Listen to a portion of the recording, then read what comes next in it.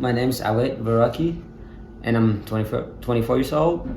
And the reason I love running is it helps me with dealing with depression. It's like I love running because I'm good at it. I think that's my main sport.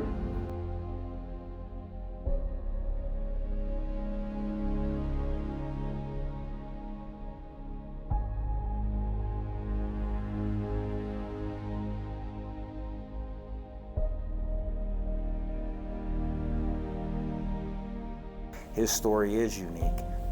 All kids' stories are unique. I guess he's always curious. He's such a competitor. I would say he's very hardworking, consistent. Like he's an eye-opener. He doesn't give up, I would say. Yeah. Inspires a lot of people around him. Disciplined and committed. I was born and raised in Eritrea, a city called Keren. It's the second largest city in Eritrea. I was born and raised there with my 4 brothers and 2 sisters, and I left home 2011. I never thought about coming to USA, but first thing I was involved in human trafficking. I was there for about 11 months, just in a dark place. Like I had to pay ransom to get out, so my parents had to come out with it. So it was really hard for me, like, to ask all that money to my parents to sell what they have to pay for me, and have uncle in Israel, like in Germany. I have cousins and I have uncle in Virginia. They all came out with the money. They saved me, but I was really in a bad situation. I couldn't stand up back in Egypt because the punishment's really bad. They don't feed you. At some point, like, you will starve and they beat you up because if you don't pay the money. So I went through that. Somehow I survived. I lost a lot of friends back there, but somehow I survived, got out. Then I came to Ethiopia 2000, I think that's 2012. Yeah, then I had a lot of scars. Like I was really weak. I couldn't do much by myself. But I told them what happened. Like I went through this and that. Everything about the human trafficking, like they can see my scars. I have a lot of scars still, all that. But that's what the government need. They need to send me a better place that I can get an opportunity to go to school. Like I can help my parents probably. That's what it took me like a year, 6 months to do all the process to come here. So I waited. Somehow I made it here. Since then I just been to different countries like Sudan, Egypt, came back to Ethiopia in 2014, May 28, I came to Colorado. I wasn't a runner back then, so that's where I started. I think in high school, my foster mom thought I was probably good on running because a lot of East Africans, like Kenyan, for example, Ethiopians are really fast in long distance. But I ran my first 5K, 21:40. I don't know, it helped me to just all the stuff I've been through. It's hey, I need to run faster every day, just start training for it. You know, I knew of Awet a little bit in high school.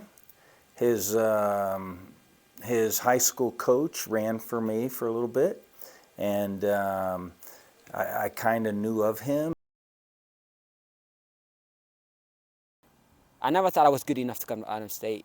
As a freshman, so I went to SFA. From SFA, I took a year off because I was kind of stressed. Then went back to community college. He went on to Cloud County Community College, and I think he kind of developed into being a good runner. I think last year when I talked to Coach Martin at Washburn, he's hey, you should come run for me. It's I'm really? My daughter, since she coaches at Trinidad State, she would tell me about Awet and a few other kids that were Colorado kids that went on to community colleges that were doing well in that system. And then she followed him on Strava, and she was telling me some of his training and some of his workouts. And you know, of course, now when you see his workouts, they're kind of legendary.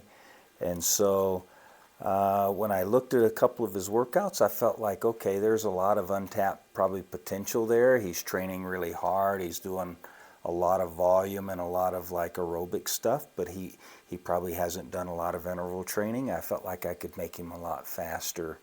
That's what basically I did. I just well, Adams State is known as one of the best long distance program. Adams State is is a force, right? Like in track and field and cross country. I always look at Adams State as kind of an underdog. And I always pull for the underdog. I always like to have those kinds of kids on my team. And I felt like he just needed the right situation and he was going to explode.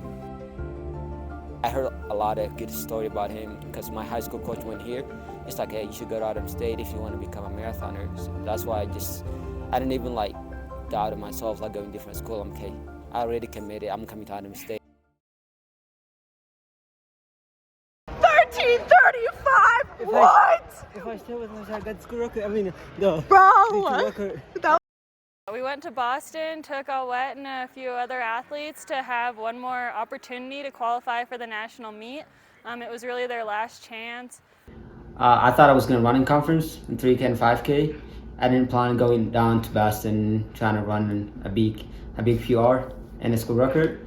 But first thing, like, it was last meet to qualify for nationals, and I wasn't qualified.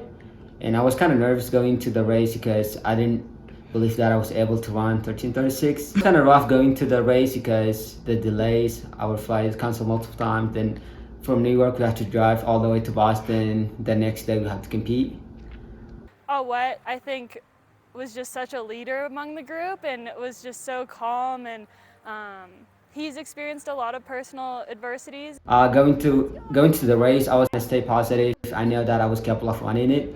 So he was so positive, and I think that the whole group fed off of that energy, and that was really inspiring. He stayed within himself and then really got into competing that second half, but stuck to his plan, and that's why he was so successful in that race.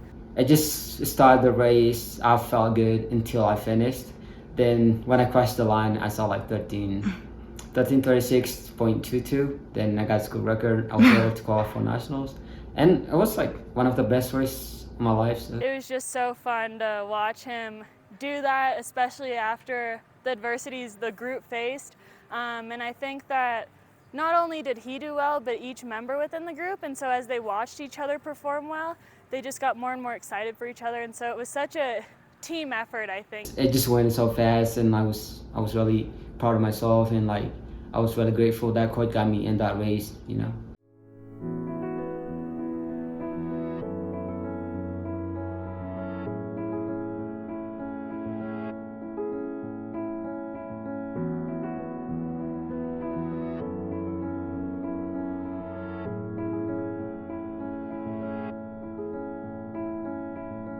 Beraki for Adams State, third best time. You'll have. I mean, I was on the right spot. I should have at least got top 3 or just like at least hold my spot, but I didn't stick to the coach's plan because like I kind of panicked. I got pushed and like kind of like a couple times. Then I didn't have that patience to wait. I just went in front like after 5 minutes into the race. You know, then couple laps to go, I just didn't have that, like. And now 3 laps to go. I don't know, I didn't have that will to finish strong. I kind of fell apart. Already holds a school record in the 5,000. Now trying to add national champion to his name. I mean, like, it's not bad, like running 13:49 and at least like finished top 8 All-American, but it wasn't what I was expecting, and I wish I stuck to like Coach Plan, but it didn't happen. From now on, I'm gonna stick to Coach Plan and try and do better. I think as a coach, you're trying to understand your athlete, and what I'm speaking from is years of experience of having, you know, all types of athletes, and I'm drawing upon those experiences to give a race plan. Behind him, Grand Valley, with a load of runners behind him.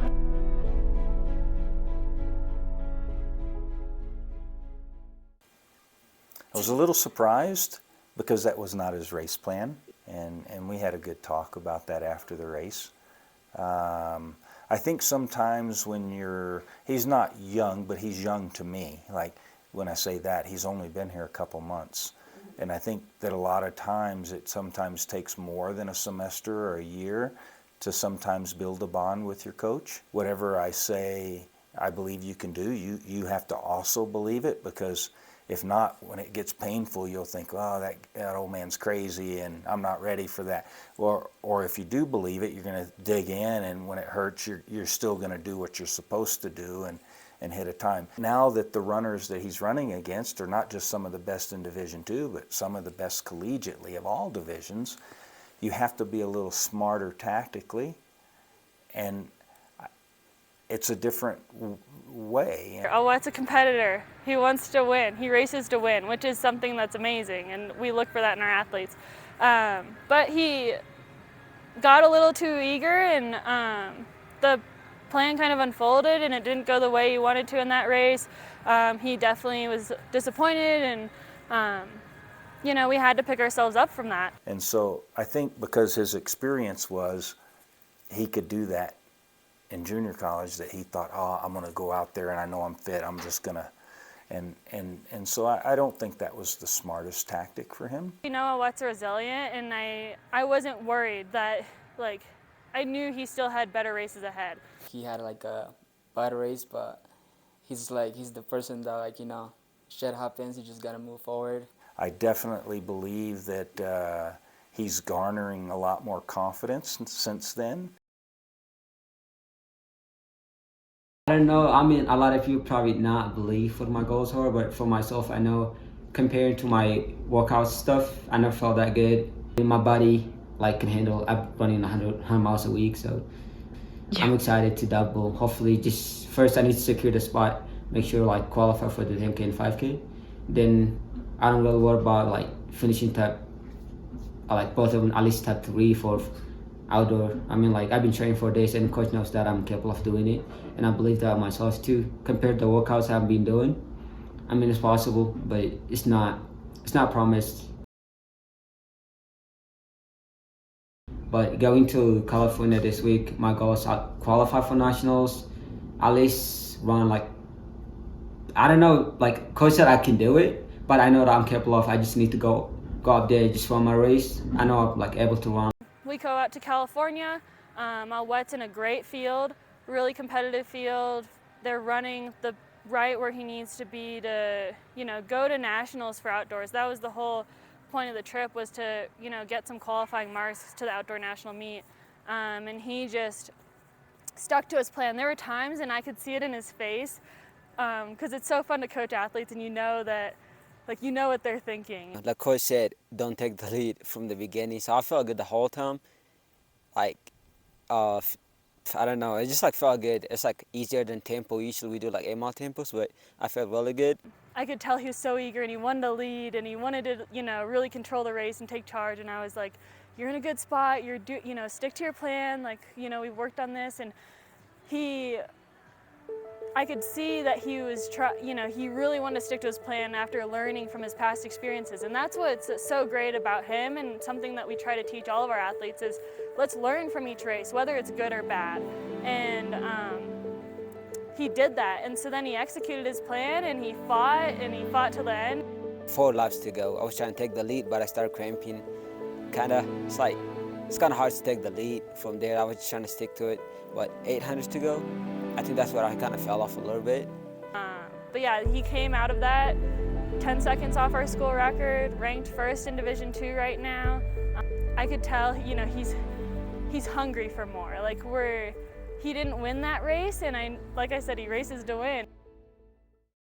Nationals, he has the capability of winning any race he puts his mind to. It's just a lot of races are tactical. I think I got my money on Awet. He's gonna win it, no doubt. That's how much I believe in him. So I have no doubt that Awet's not gonna win nationals. He's gonna do it. I think a lot has to do with his belief in being up there and sticking to the game plan of what Coach Martin tells him to do. But yeah, he's capable of so much. He has leading times and stuff, and I know his best race yet to come, but I think national is the you know, event that he's gonna do us. So. The first day I met him, the first day I went up to him and shook his hand, and we were roommates. He goes, "I'm gonna do some abs," and I go, "Okay, yeah." And ever since that day, I've done abs about 4 or 5 times a week with him, and push-ups every time in our room, and we also stretch. I think he's already in the boys' team developed a little bit of good camaraderie, and he's got kids doing their core and their sit-ups and push-ups, and he's just a good example. Stretching, doing core, biking, like all the extra stuff. When you have kids like Awet on the team, it makes you realize that, like, sometimes people that have things and then they feel sorry for themselves, it makes them have perspective that they shouldn't feel sorry for themselves, because sometimes you have people that have a lot less and they're doing a lot more with what they have. And so I think he's a shining example. When he showed up, we all kind of just in shock of his work ethic and how he came about this team, very humble, and he just wanted to get better every day. And every time he stepped out there, he showed us like what anyone is able to do, because here's a guy who's not even as tall as me, 5'6", 5'7", and he's whooping all our butts. I mean, since he comes here, like he kind of like opened my eyes to, like, you know, push myself every day, and then just like by watching him, like, he just inspired me to, like, you know, push myself like to the limits. What people see when they come to a meet is they see what they consider to be an unflawed person winning a national title or running a really fast time, and thinking, wow, that person has it really going on and everything's perfect. And what you learn as a coach is all these kids, they have so many different stresses, whether they have support from their parents or they don't, or they're fighting with their boyfriend or their girlfriend, or maybe they don't have enough money to eat properly, or they don't have a good living situation. And so what's fun about coaching Awet, which is fun about coaching you or anybody else, everybody has their own story, and you get to be a part of the success of their story. And so I think that's the funnest thing. He's talked to me about his dreams, where he says after college he wants to run pro. He's been talking about going to the military and training there, and maybe trying out for some records. I'm looking forward to, after college, trying to go to pro, because that's what I want to do in my life, like as a job. Even though I get my degree, I still want to run professionally. He's got to continue improving, because every week, like, he's getting stronger and stronger.